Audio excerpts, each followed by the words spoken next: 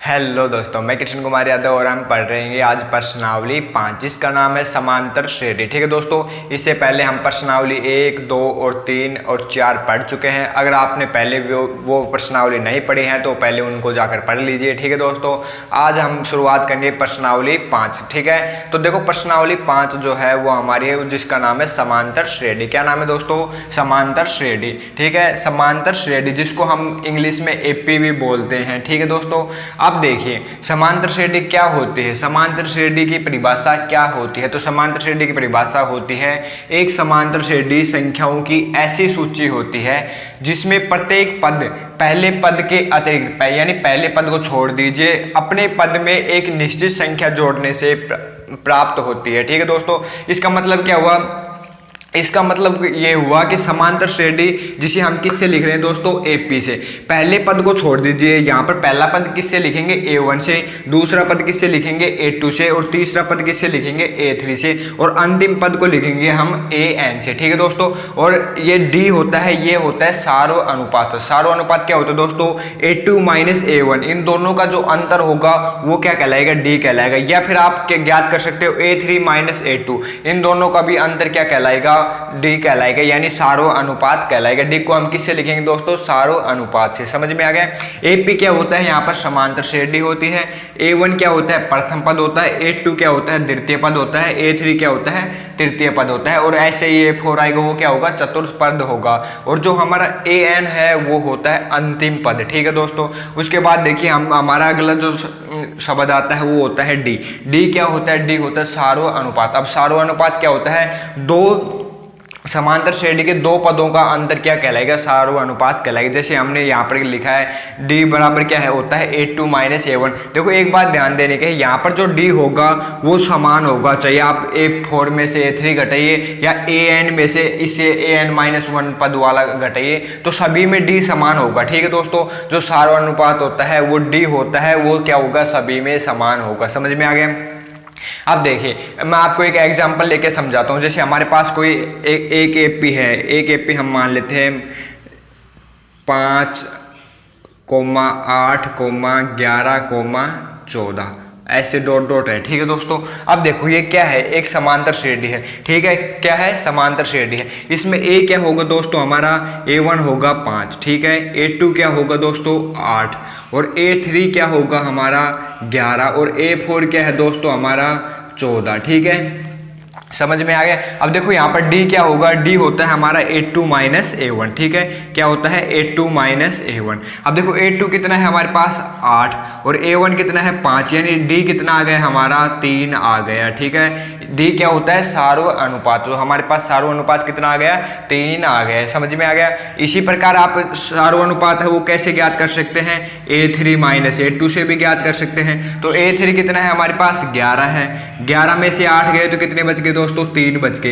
ये जो हमारा 3 है, डी जो हमारा सारो अनुपात है वो 3 ही आएगा। आप किसी में से भी घटाकर देख लीजिए। ठीक है दोस्तों, समझ में आ गया? देखो हमें किस किस चीज की जरूरत पड़ेगी प्रश्नावली 5.1 में? प्रश्नावली जो 5.1 है उसमें जरूरत पड़ेगी हमें एपी की। एपी क्या होती है? एपी एक ऐसी समांतर श्रेणी संख्याओं की एक ऐसी सूची होती है जिसमें प्रत्येक पद पहले पद को छोड़कर अपने पद में एक निश्चित संख्या जोड़ने से प्राप्त होता है। ठीक है दोस्तों, समझ में आया? जैसे हमारे पास एक हमने कोई प्रथम पद ले लिया 5। अब 5 में 3 जोड़ूंगा, मैं एक निश्चित पद जोड़ रहा हूं तो निश्चित संख्या जोड़ रहा हूं, तो 5 में 3 जोड़ा तो कितना आ गए? 8 आ गए। 8 में 3 जोड़ूंगा तो कितना आ गए? 11 आ गए। 11 में 3 जोड़ूंगा तो कितने आ गए? 14। ऐसे जोड़ते जाएंगे। ठीक है, ये क्या है? एक एपी है, समांतर श्रेणी है। ठीक है दोस्तों, समझ में आ गया? इसमें क्या क्या चीजें होती हैं? एक ए1, ए2, ए3 ये क्या होते हैं? प्रथम संख्या, द्वितीय संख्या, तृतीय संख्या और अंतिम संख्या। ठीक है, और जो डी होता है वो क्या होता है? सारो अनुपात। और डी का मान कैसे ज्ञात करेंगे? ए2 माइनस ए1 से ज्ञात करेंगे। ठीक है दोस्तों, समझ में आ गया? अब हम चलते हैं हमारे प्रश्न नंबर 1 पर। ठीक है, अब देखो प्रश्न नंबर 1 क्या कह रहा है, प्रश्न नंबर 1 को ध्यान से पढ़िए। देखो बहुत ही अच्छा प्रश्न है। इसमें कहा गया निम्नलिखित स्थितियों में से किन स्थितियों में संबंध संख्याओं की सूची एपी है। अगर एपी है तो क्यों है ये हमें बताना है। एपी अभी मैंने क्या बताया था, समांतर श्रेणी, अर्थमेटिक्स प्रोक्सी, ठीक है, क्या होते हैं समांतर श्रेणी। अब देखिए एपी का मतलब हो गया हमारा समांतर श्रेणी। हमें बताना है कि जो हमें प्रश्न नंबर 1 दिया गया है यह समांतर श्रेणी है भी या नहीं, ये हमें बताना है, ठीक है दोस्तों। तो प्रत्येक किलोमीटर के बाद, अब प्रश्न 1 को पढ़ते हैं, ठीक है, आराम से। अब देखो प्रत्येक किलोमीटर के बाद एक टैक्सी का किराया, यहाँ पर बाद 2 बार आ गया है तो यह केवल 1 बार ही है, ठीक है दोस्तों। तो प्रत्येक किलोमीटर के बाद एक टैक्सी का किराया, जबकि प्रथम किलोमीटर के लिए 15 रुपए है। हमें क्या कहा गया है, देखो प्रथम किलोमीटर के लिए किराया कितना है दोस्तों, प्रथम किलोमीटर के लिए किराया कितना है हमारे पास 15 रुपए। कितना है दोस्तों, 15 रुपए, ठीक है। आगे पढ़िए प्रश्न को। और प्रत्येक अतिरिक्त किलोमीटर के लिए किराया 8 रुपए है। अब क्या कहा गया है, अतिरिक्त किलोमीटर, यानी उससे आगे जब हम जाएंगे, प्रत्येक अतिरिक्त किलोमीटर के लिए किराया कितना है दोस्तों, 8 रुपए है। समझ में आ गया, कितना रुपए है, 8 रुपए। अब देखो प्रश्न क्या कहना चाह रहा है। अब देखिए प्रश्न क्या कहना चाह रहा है हमारा, प्रथम 15 किलोमीटर के प्रथम किलोमीटर के लिए किराया कितना है 15 रुपए। जैसे कि आप मान लीजिए दिल्ली से जयपुर जाना चाहते हैं, कहाँ से, ये हमारा दिल्ली है और ये क्या है दोस्तों, जयपुर है, ठीक है। दिल्ली से जयपुर जाना चाहते हैं और आपने क्या की, बस में बैठ गए, क्या करे दोस्तों, बस में बैठ गए, ठीक है। तो लगभग इस दिल्ली से जयपुर के बीच की दूरी कितनी है दोस्तों, लगभग 250 किलोमीटर के लगभग होगी, ठीक है। समझ में आ गया। अब देखो आप आपने क्या किया, बस में बैठ गए, ठीक है। तो बस वाले ने कहा कि प्रथम 15 किलोमीटर 1 किलोमीटर का किराया कितना है 15 रुपए। कितना है दोस्तों, 15 रुपए। आगे आप कहीं भी उतर जाइए, आगे पर किलोमीटर का किराया कितना लगेगा, 8 रुपए एक्स्ट्रा लगेगा, ठीक है। चाहे आप कितने भी किलोमीटर जाइए, 1 किलोमीटर का 8 रुपए लगेगा। और प्रथम किलोमीटर कितना है 15 रुपए और आगे कितने लगेंगे 8 रुपए। तो हमारे पास क्या एपी बनेगी, तो एपी क्या आएगी दोस्तों, पहले किलोमीटर का किराया कितना है 15, उसके बाद 15 प्लस 8 हो जाएगा, ठीक है। दूसरे किलोमीटर में, तीसरे किलोमीटर में क्या हो जाएगा दोस्तों, 15 प्लस 8 प्लस 8, ठीक है। और चौथे किलोमीटर में क्या होगा, 15 प्लस 8 प्लस 8 प्लस 8, और इसी प्रकार चलता रहेगा, ठीक है। तो हमारी समांतर श्रेणी क्या आ गई दोस्तों 15 में 8 जोड़ूंगा तो कितने आ गए दोस्तों 23, ठीक है। 23 में 8 जोड़ेंगे तो कितने आ गए 31 में 8 जोड़ूंगा तो कितने आ गए 39, और 39 में 8 जोड़ूंगा तो कितने आ गए 47, ठीक है। अब देखो हमारे पास क्या समांतर श्रेणी आ गई, 15, 23, 31, 39 और 47। हमारे पास ये एक समांतर श्रेणी आ गई जिसको क्या नाम देते हैं, हम एपी नाम देते हैं। अब देखो हमें प्रश्न को पढ़े, निम्नलिखित स्थिति में से किन स्थितियों में प्रश्न नंबर 1 में हमारे 4 प्रश्न है, तो उनमें पहला जो प्रश्न है इसमें बताना है संबद्ध स्थितियों की सूची एपी है या नहीं। तो अब देखिए एपी कैसी होती है, मैंने आपको परिभाषा बताई थी कि एक प्रथम पद को छोड़कर आगे जो भी संख्या आएंगी उनमें एक निश्चित संख्या जुड़ती जाएगी। तो अब इसमें और इसमें अंतर कितना है दोस्तों, कितनी संख्या जुड़ रही है, 15 में 8 जुड़ रहे हैं, 23 में भी 8 जुड़ रहे हैं, और 31 में भी 8 जुड़ रहे हैं, और 39 और 47 में भी 8 जुड़ रहे हैं, ठीक है। समझ में आ गया, कितने का अंतर है, सभी में 8 का अंतर है, यानी कि ये एक क्या है एपी है। अब देखो ये 8 है, ये क्या है, यहाँ पर ये क्या होगा डी क्या होता है, सारो अनुपात होता है। तो डी बराबर कितना है 8, और A1 क्या होगा दोस्तों हमारे पास 15, A2 कितना होगा 23, A3 कितना होगा 31, और A4 क्या होगा 39। समझ में आ गया। अब देखो हमारी जो ये एपी है तो आप बता दोगे कि यह एक एपी है, यह एक समांतर श्रेणी है, ठीक है दोस्तों। क्यों है, क्योंकि इसमें एक प्रथम संख्या को छोड़कर इसमें प्रत्येक एक निश्चित संख्या जुड़ती जा रही है, ठीक है दोस्तों। समझ में आ गया, बहुत ही आसान प्रश्नावली 5 जो है बहुत ही सिंपल है और बहुत ही अच्छे से समझाऊंगा मैं आपको, ठीक है। बस आपको मन लगाकर पढ़ाई करनी है, ठीक है दोस्तों। अब चलते हैं हमारे प्रश्न नंबर 2 पर। अब देखिए दोस्तों हमारे प्रश्न नंबर 2 क्या है, किसी बेलन में उपस्थित हवा की मात्रा जबकि वायु निकालने वाला पंप प्रत्येक बार में शेष हवा का 1/4 भाग बाहर निकाल देता है। तो हमें इसकी क्या बनानी दोस्तों, एपी, और बतानी है कि क्या एपी है या नहीं। ठीक है दोस्तों, तो क्या करेंगे हम इसका हल करेंगे। कैसे हल करेंगे, हम मान लेंगे, मानना एग्जाम्पल के तौर पे हल करेंगे। ठीक है, या फिर आप देखो इसके दो प्रकार से हल कर सकते हैं। एक तो आयतन v मानकर भी इसका हल ज्ञात कर सकते हैं, और एक आप कुछ भी इसका आयतन कुछ भी मान लीजिए, जैसे 64 मान लीजिए, 36 मान लीजिए, या फिर कोई भी आयतन आप मान के इसका हल ज्ञात कर सकते हैं। अगर आप आंकड़ों में जैसे आयतन 64 लेंगे या 36 लेंगे, ऐसे हल करोगे तो कैलकुलेशन आसान रहेगी, और आयतन अगर v मानकर हल करते हैं तो कैलकुलेशन थोड़ी डिफिकल्ट हो जाएगी। ठीक है दोस्तों, तो मैं यहाँ पर इसका आयतन आयतन 64 मानकर हल कर रहा हूं। ठीक है दोस्तों, तो हम यहाँ पर मान लेंगे, मानना बेलन का आयतन कितना है दोस्तों, 64 घन इकाई। कितनी है, 64 घन इकाई। ठीक है, अब प्रश्न में क्या कहा गया है कि प्रत्येक बार में शेष हवा का 1/4 भाग बाहर निकाल देता है। तो फर्स्ट बार में कितनी हवा बाहर निकालेगा दोस्तों, फर्स्ट बार में कितनी हवा बाहर निकालेगा, कुल कितनी हवा है 64, इसका कितना भाग निकालेगा, 1/4 भाग। ठीक है, तो 64 का 1/4, 64 में 4 का भाग देंगे तो कितना आ जाएगा दोस्तों, 4 एकम 4, कितने बच गए 2, कितने हो गए 24, 4 का 6 में 24 में भाग देंगे कितनी बार जाएगा, 6 बार। तो हमारे पास कितनी जो हवा है वो बाहर निकालेगा फर्स्ट बार में 16 घन इकाई, और टोटल हवा कितनी थी हमारे पास 64, 64 में से 16 जाएंगे तो कितने बच गए दोस्तों, 64 में से 16 जाएंगे तो कितने बच गए 48। तो हमारे पास कितनी हवा शेष रह जाएगी, 48 घन इकाई हवा शेष रह जाएगी। ठीक है दोस्तों, अब देखो सेकंड बार में क्या कह रहा है, सेकंड बार में कितनी हवा बाहर निकालेगी, देखो क्या है, प्रत्येक बार शेष हवा कितनी बची 48, तो 48 का क्या, 48 का कितना भाग बाहर निकालेगा 1/4। ठीक है, तो 4 एकम 4 और 4 दूनी 8, कितनी बाहर निकालेगा, 12 घन इकाई हवा बाहर निकालेगा। ठीक है, तो 12 घन इकाई हवा बाहर निकालेगा। अब देखो टोटल हवा कितनी थी हमारे पास, 48 में से 12 जाएंगे तो कितनी बच जाएगी, 36 घन इकाई हवा हमारे पास बच जाएगी। ठीक है, अब देखो इसको देखो हमारे पास क्या एपी बन गई, सबसे पहले टोटल कितनी हवा थी 64, उसके बाद कितनी थी दोस्तों 48। ठीक है, और उसके बाद कितनी आ गई हमारे पास 36 घन इकाई। ठीक है, और इसी प्रकार चलती रहेगी। अब एपी क्या होती है कि डी, देखो प्रथम पद को छोड़कर बाकी जो आगे होते हैं उनमें सभी में डी एक निश्चित पद संख्या जुड़कर अगला पद आना चाहिए। ठीक है, यही तो होती है। तो हम क्या करेंगे, इनका डी याद करेंगे इन दोनों का। तो D1 क्या होगा, D1 बराबर होता है A2 माइनस A1। ठीक है, और D2 बराबर क्या होता है दोस्तों, A3 माइनस A2।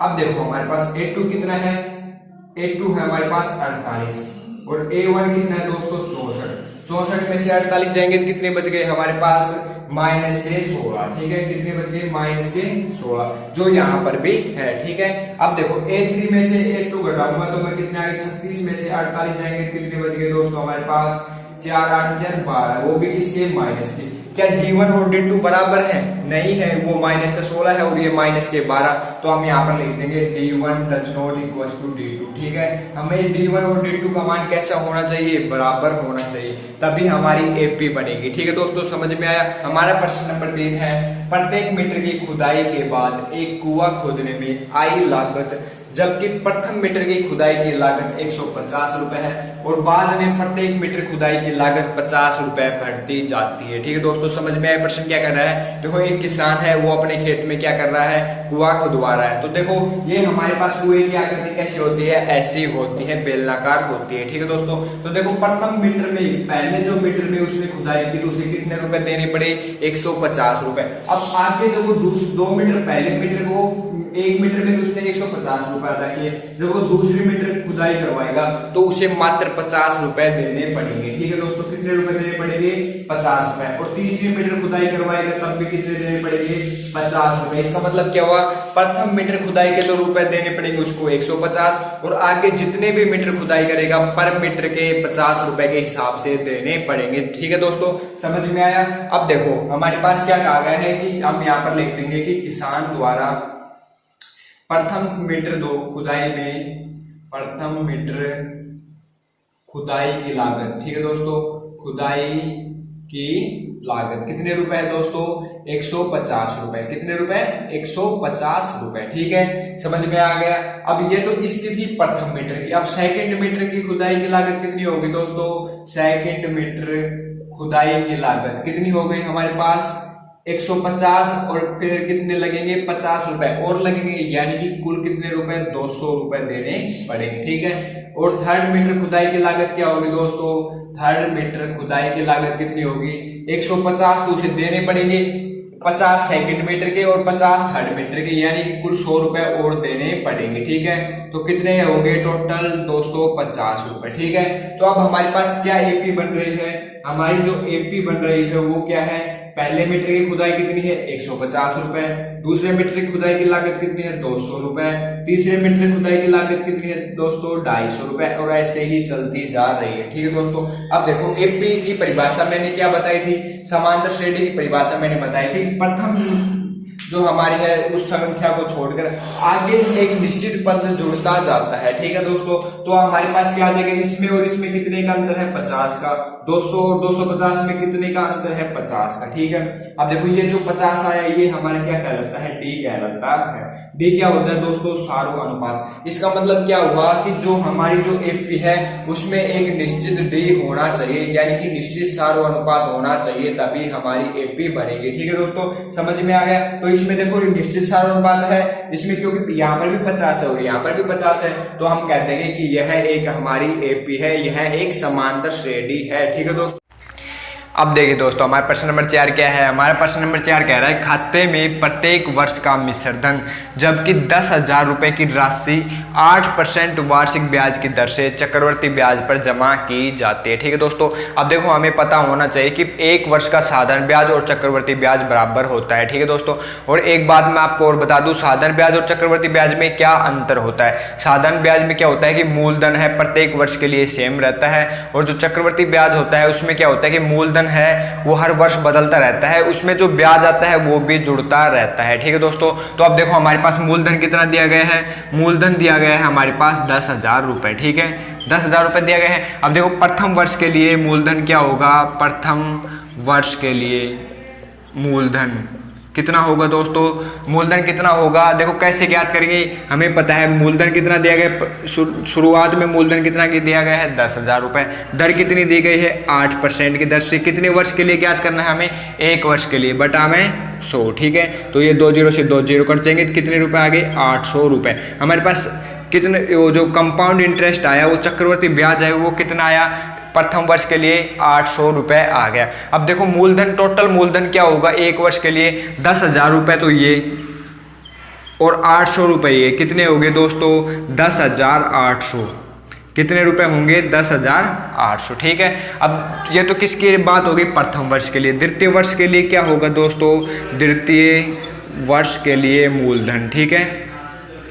आप इसे मूलधन भी बोल सकते हैं या मिश्र धन भी बोल सकते हैं, पर आप मूलधन ही ज्ञात कीजिए, क्योंकि जो कंपाउंड इंटरेस्ट होता है, चक्रवर्ती ब्याज होता है, उसमें हर वर्ष मूलधन बदलता रहता है। ठीक है दोस्तों, तो द्वितीय वर्ष के लिए मूलधन क्या होगा हमारा, तो कैसे ज्ञात करेंगे कंपाउंड इंटरेस्ट। अब देखो हमारे पास अब मूलधन हम 10,000 नहीं ले सकते, अब कितना लेंगे 10,800। ठीक है, तो 10,800 क्या हो गया हमारा मूलधन। दर कितनी है दोस्तों 8, और किसके लिए, एक वर्ष के लिए ज्ञात करना है, पहली वर्ष से दूसरी वर्ष तक का एक वर्ष का समय है। ठीक है दोस्तों, अब अपोन में क्या कर देंगे 100, 2 0 से 2 0 कट जाएंगे। ठीक है, 8 का 8 से गुना करेंगे तो कितने आ गए दोस्तों 64, और 8 एकम 8, तो हमारे पास कितना कंपाउंड इंटरेस्ट कितना है 864, और मूलधन कितना था 10,800, और 10,800 में 864 जोड़ूंगा तो कितने आ जाएंगे दोस्तों, हमारे पास आ जाएंगे 800 को 800 प्लस 800 कितने हो गए 1664, यानी हमारे पास कितने आ गए दोस्तों 11,664। ठीक है, कितने आ गए 11,664। कैसे आए, देखो 4 में 10, इसमें 4 जोड़ा, फिर 6 आ गए, 8 और 8 कितने हो गए 16, और 1 का 1। ठीक है, कितने आ गए हमारे पास 11,664। अब देखो हमारे पास 3 राशि प्राप्त हो गई प्रथम वर्ष के लिए, मूलधन प्रथम वर्ष और क्या हो गया द्वितीय वर्ष। अब हम इससे क्या बना सकते हैं, एपी बना सकते हैं। एपी क्या होती है, समांतर श्रेणी। ठीक है, तो हमारी एपी क्या बनेगी 10,000। ठीक है दोस्तों, उसके बाद कितनी आई 10,800, और उसके बाद क्या है दोस्तों हमारे पास 11,664। 64। ठीक है, हमारे पास क्या एपी आ गई 10,000, 10,800 और 11,664। ठीक है, अब देखो हमें क्या ज्ञात करना है दोस्तों, ये आगे और चलती रहेगी। अब हमें बताना है कि यह एपी है या नहीं। तो एपी है या नहीं कैसे पता लगेंगे, हमें इसका सारो अंतर ज्ञात करना होगा या सारो अनुपात ज्ञात करना होगा। वो कैसे ज्ञात करते हैं, सारो अनुपात D बराबर होता है A2 माइनस A1 या फिर D बराबर होगा A3 माइनस A1 A2। ठीक है, तो ज्ञात कीजिए। हमारे पास D की वैल्यू ज्ञात करेंगे तो कैसे ज्ञात करेंगे, A2 कितना है दोस्तों, हमारे पास ये होता है हमारा A1, ये होगा A2 और ये क्या होता है दोस्तों A3। ठीक है, तो A2 कितना है हमारे पास 10,800।